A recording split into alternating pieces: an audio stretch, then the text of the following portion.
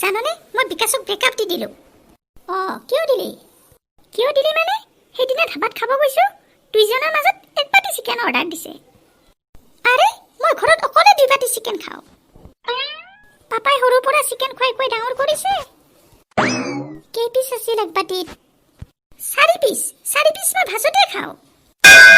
কেইদিনমান আগত দেখোন টিকটকত ভিডিঅ' বনাই একদম হোৱাটছএপত ষ্টেটাছ দিছিলি।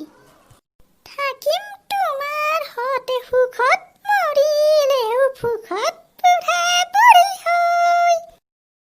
এতিয়া আৰু কি হ'ল? 2 দিনতে ব্ৰেকআপ দি দিলি এক বাটি চিকেনৰ কাৰণে। চিকেনৰ লগত কম্প্ৰমাইজ নহ'ব।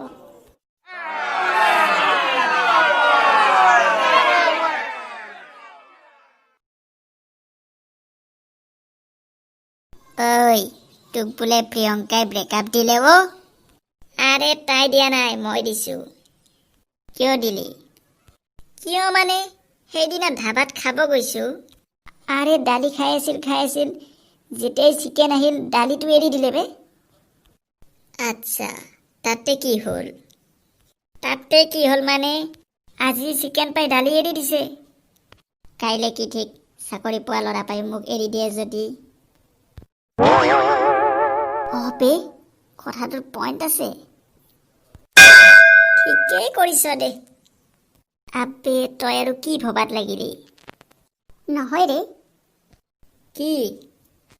আৰে মোৰ জনীটো অলপ দালি খাই অলপ মাংস খায়, অলপ দালি খাই অলপ মাংস খায়, তেনেকে খায়।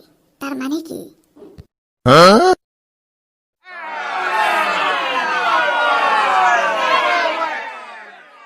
এতিয়া মানে ওলাই থাকিব সময় নাই, দেৰি হৈছে।